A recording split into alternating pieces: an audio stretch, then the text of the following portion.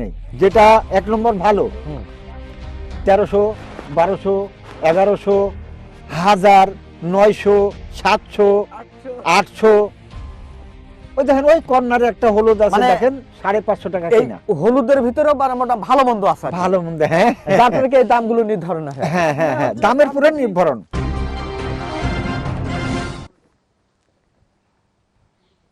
মশলা ছাড়া, বিশেষ করে মশলা একটি গুরুত্বপূর্ণ রান্নার ক্ষেত্রে। আর হলুদ ছাড়া যে কোনো তরকারি বা সবজি রান্না করা যায় না, সেটা আমরা সবাই কিন্তু কম বেশি জানি। প্রিয় দর্শক, আমরা সাধারণত যে হলুদের কথা বা হলুদ যেটা খেয়ে থাকি, তো আমরা কিন্তু মূলত হলুদ যেটা খেয়ে থাকি, আসলে এই হলুদটা মূলত কীভাবে প্রসেসিং হয় সেটা কিন্তু আমরা সাধারণত কম মানুষ কিন্তু জেনে থাকি। যদিও এখন ভেজালে ভরপুর, তারপরেও এই হলুদ মশলা কিন্তু একটা গুরুত্বপূর্ণ একটা। তা আমরা ক্যামেরায় যেটা দেখতে পাচ্ছি, এটা মূলত একেবারে প্রত্যন্ত অঞ্চলে গ্রামের ভিতরে কিন্তু হলুদ প্রসেসিং হচ্ছে।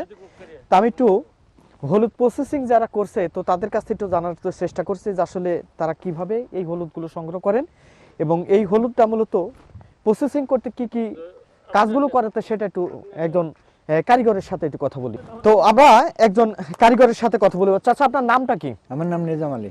নিজাম আলী। তো এই যে এটা তো হলুদ প্রসেসিং করছেন, মানে এটা তো কাঁচা হলুদ। কাঁচা। তো এটা কিভাবে সংগ্রহ করলেন, আর এই হলুদগুলো প্রসেসিং করতে কি কি একটু পদ্ধতি একটু যদি একটু বলতেন। এর পদ্ধতি ধরেন, কাঁচা হলুদ কিনে নিয়ে আসছে, আমরা সিদ্ধ করছি। সিদ্ধ করার পরে তো নাড়ি দিব, নাড়ি দেওয়ার পরে এর সাথে গিরি আছে, গিরিটা বাইছে নিব। গিরিটা বাইছে নেওয়ার পরে যখন শুকাই আসবে, তখন ধান মেশিং হলার করব। হলার করে ধান লাড়ি দিছি, ওইভাবে আবার লাড়ি দিয়ে শুকাবো। আচ্ছা, শুকানোর পরে আবার হলার হবে। হলার হওয়ার পরে তখন আবার লাড়ি দিব, একেবারে যখন ফিনিশ শুকাই যাবে, মারলে ঝনাক ঝনাক শব্দ হবে, তখন ওই জিনিসটা বাড়িতে নিয়ে চলে যাব, শেষ। আর কোনো হলুদের কোনো কাজ নাই। আর বাড়িতে নিয়ে যায় গুদিমে যখন মহাজন রাখে, হালকা পাতলা কিছু বিষ ওতে রিফাইন করে গাদা দিয়ে রাখা হয়, যাতে পোকা টোকা না লাগে। মানে এর কি একটা নির্দিষ্ট কোনো মেয়াদ আছে নাকি, যে এই মেয়াদের ভিতরে হলুদটা স্বাভাবিকভাবে ভালো থাকে বা নষ্ট হবে না, এমন কোনো বিষয় আছে নাকি? হলুদটা পোকা লাগা সুন্দর থাকতে পারে, যেমন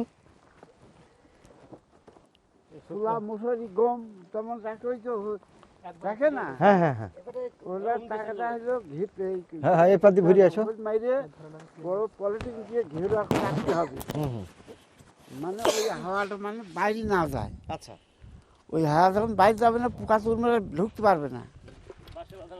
10-15 দিন পরে কাগজ তুলে দিতে হবে, আবার ফের ঢাকতে হবে। আচ্ছা, এই হলো কাজ। এটা কাজ। হ্যাঁ, মানে পোকা মাকড়ের দিক থেকে বাঁচার জন্য।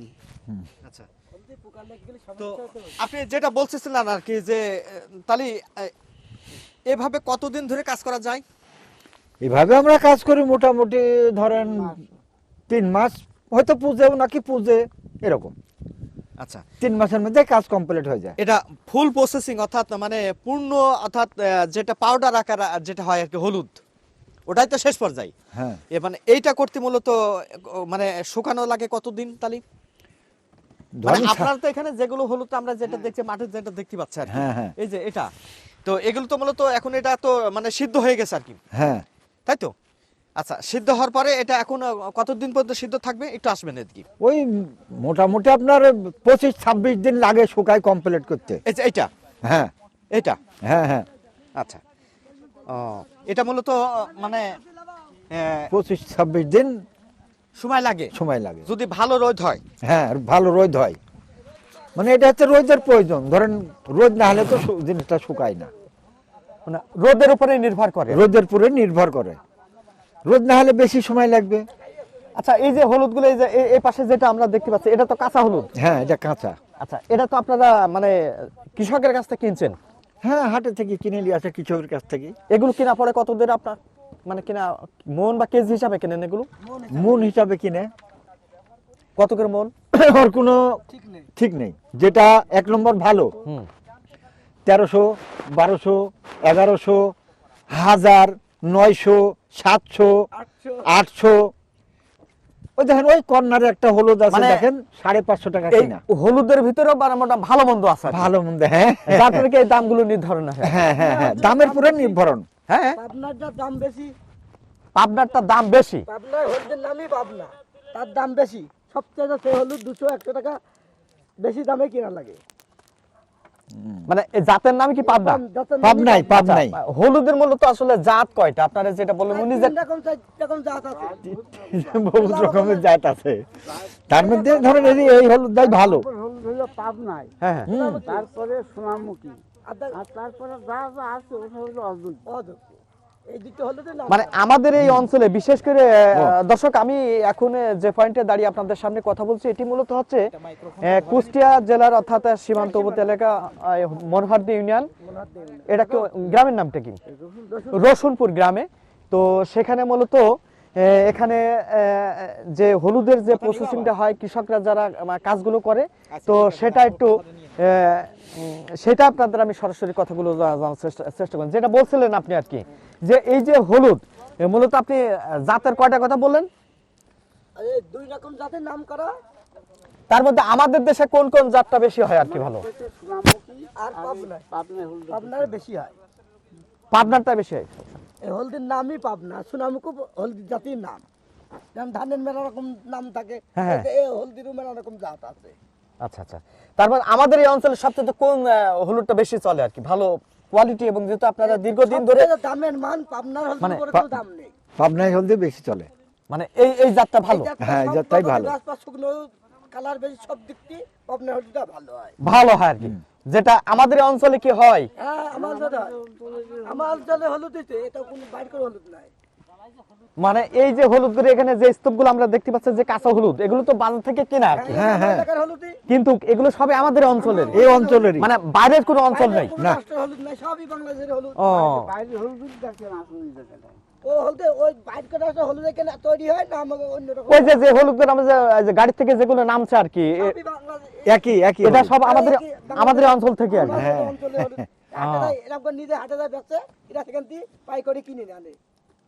মানে হাটে যায় গৃহস্থ নিয়ে যায় বেচে, হ্যাঁ হ্যাঁ, বুঝতে পারছি আর ওই কি। জায়গাতে আবার পাই করি আড়তদারদের মাধ্যমে কিনে এরা গাড়ি লোড করে নিয়ে এখানে সেদ্ধ করা হয়। সেদ্ধ করছেন আর কি।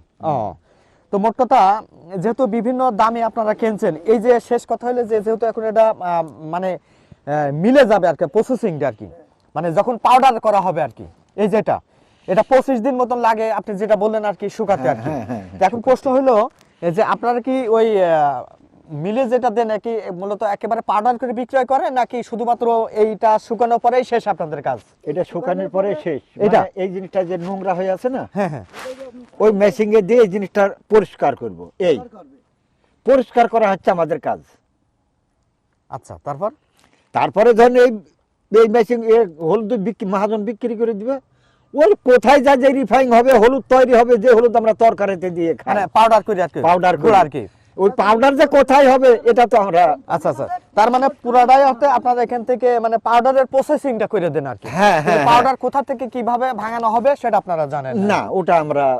আচ্ছা, প্রিয় দর্শক, আমরা এই যে হলুদ, কাঁচা হলুদ থেকে পরবর্তীতে যে প্রসেসিং করে অর্থাৎ গুঁড়া অর্থাৎ পাউডার আকার যখন তৈরি করা হয়, ঠিক আগ মুহূর্তে যে কাজগুলো হয়, তো সে কাজটা মূলত আপনাদের আমি সরাসরি দেখানোর জন্য চেষ্টা করলাম। পাশাপাশি এই প্রসেসিংয়ের কাজের সাথে যারা সংশ্লিষ্ট আছে, বিশেষ করে যারা এর সাথে কাজগুলো করে, তো তাদের কথা আমরা জানার পাশাপাশি তাদের কথা আমি এতক্ষণ ধরে আপনাদের আমি শোনানোর জন্য চেষ্টা করলাম।